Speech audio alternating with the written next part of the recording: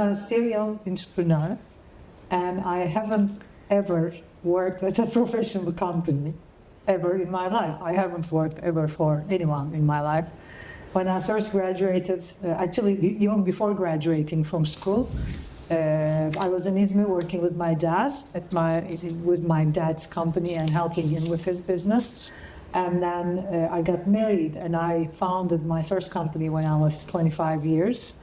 It was a graphic design, press media company. Multimedia. And then after that, we had a TV station with my husband, ex-husband. We had a local TV station, and I was the vice president over there for many years, and managing over 90 people, and doing the whole production and the programming and the technical and everything. It was like I was full on. Till 30, I was in media business. And from the media business on, those were the years when I first started meditating and learning about breathing. I think because that business was very stressful, and it was kind of like the time where the political situation started shifting in Turkey, and having a local TV station, then having all the politicians in Turkey in the TV station, and there's all kinds of there were all kinds of bureaucracy, and also when it's in TV stations, I think your relationship with the government, your relationship with the politics matters a lot. So I found myself in a situation where I was doing meetings. Age 26, I was doing meetings with the president and the presidency. I was in the presidency campaign, working with the politicians, with high-profile people. They were in and out in the TV station, and there was all kinds of bargaining and business going on because my ex-husband also had other businesses. They have a couple of other companies in the holding company. So it was kind of like a lot of responsibility at a very early age, and I became very exhausted. And of course, because I was working with my husband, we became exhausted together because I had different opinions, he had different opinions. I had a different way of managing and governing.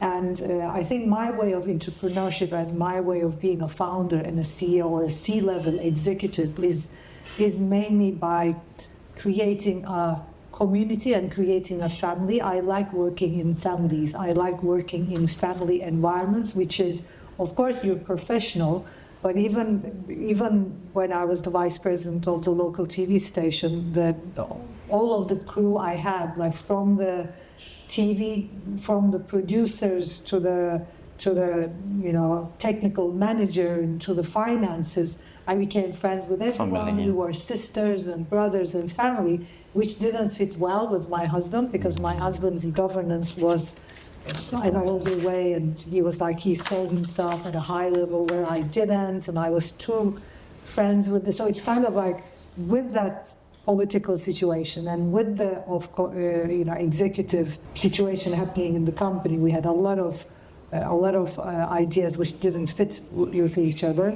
I became really exhausted, and that was the time when I first started breathing and first started yoga. So I decided I'm not going to be doing this anymore, which cracked everything, because after that we decided to divorce and everything, because his business was very important and working together was very important. He was kind of like depending on me on many things, including business. And when I was like backing up and saying, I'm not doing this business anymore, I want to do my own thing, I want to become a yoga instructor, this is like 25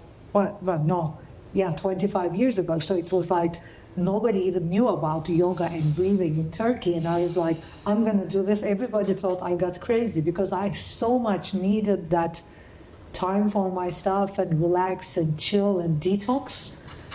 I strongly needed emotional detox and mental detox and physical detox. Like everything was on top of each other, because before that, the story, until 25, 26, I was a performer, so I didn't know how to live my life. I was performing the whole time. In my early teenage years, I was a high performer. I was in sports. I was a professional volleyball player. Before that, I was a professional swimmer. Before that, I did ballet. So it was kind of like all the discipline, work hard, discipline and perform. So from the age of 5 till the age of 25, I was a performer and I didn't know how to operate other than, or how to live my life other than perform. And I did not let myself rest. I did not let myself to rethink about what's happening in my life. There's and I a was space, very conditioned, in how I should be living my life, who I should be, how I should be doing my business. So at that time, 25, 26, till 29, everything started cracking and crashed. Like I got... That's a boiling point of... Yeah, it was like this boiling point, and I decided I'm not doing this anymore. If you want a divorce, I'm okay with the divorce. I'm not doing this business. I'm not doing this marriage. I'm not doing this kind of life anymore. This is not my life. This is not for me. So I became a yoga teacher, and I started going to India back and forth. I started taking time off. People thought I was crazy because I was meditating 2 to 3 hours a day, literally. And people were, what happened to her? And then I joined this Vipassana course for 10 days, silent retreat. It was the most transformational period of my life. And, I deep dived into breath work, breathing techniques, and yoga, and self-mastery, going back and forth to India and then to States, getting all kinds of trainings, joining probably over 200 different self-development courses from all around the world, because I personally needed it. And I'm someone who just can't sit down and learn for herself.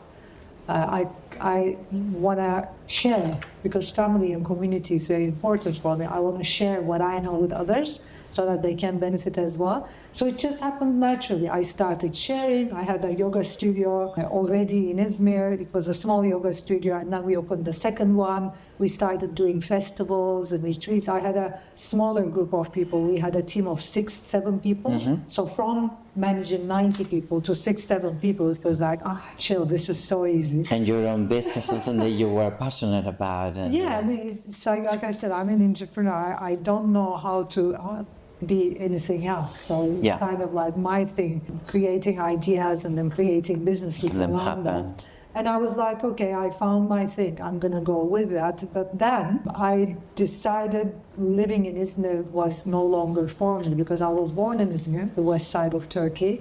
Lived in Izmir only for the university. I was in Istanbul for 5, 6 years. Then I married and went back to Izmir. And I was like, I just can't do over here, because basically I'm a global human being. I belong to Earth. I belong to the world. I don't belong to any.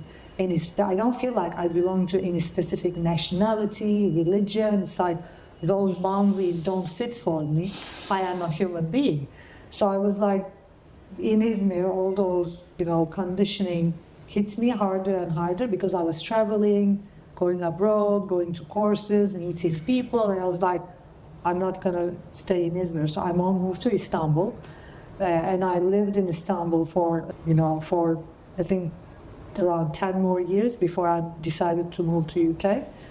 And then from there on, I started developing my own company, which is Nevşah Institute. And it just went so fast. I think it's kind of like, because I was on a mission to, first of all, help myself, and then help individuals become masters and govern all areas of their lives. It just happened so quickly. I became a well-known expert in human behavior. I became a well-known teacher on self-mastery. And then I started building other businesses around that.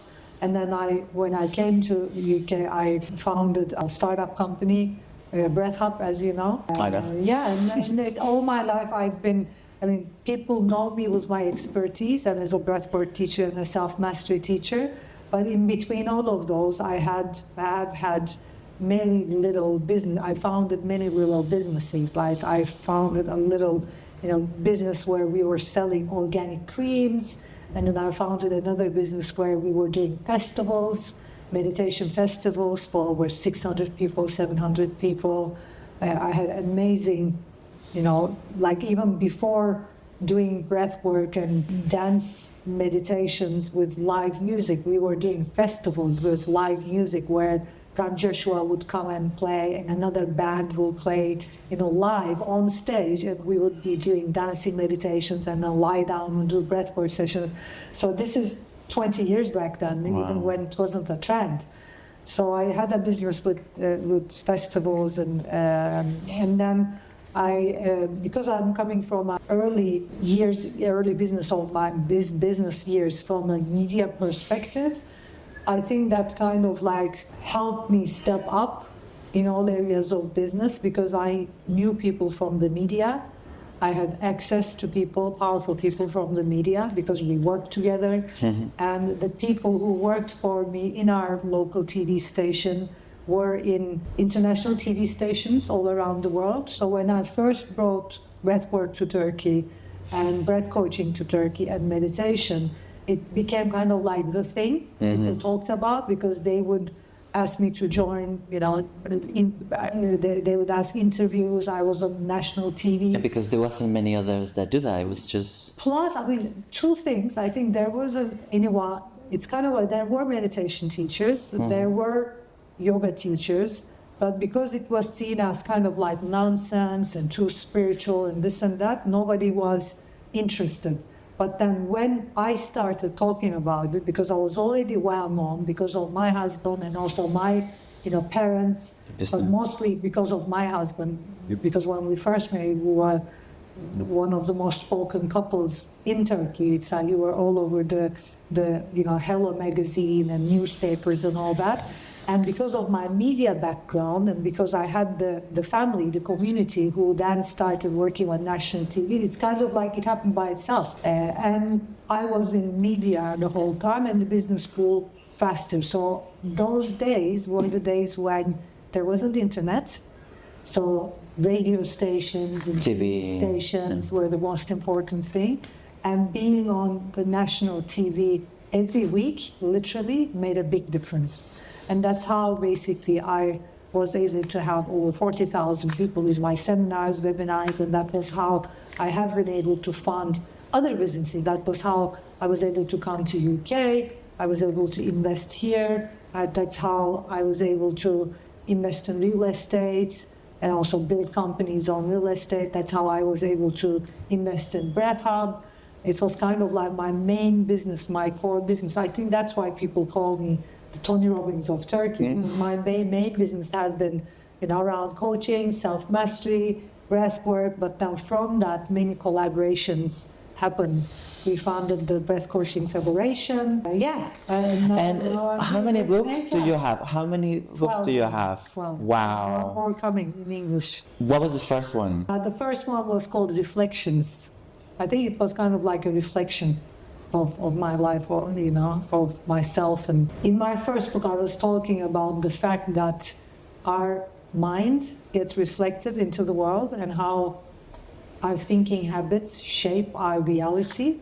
It's very interesting. In my first book, and I called it Reflections because I was speaking about the fact that we are reflecting who we are. The world, we are not this because the world is like that. The world is like that because we are this right now. So the book is talking about how our thinking habits, our behavioral habits, our breathing habits, our consciousness is being reflected into the world, and how every experience we have is of that.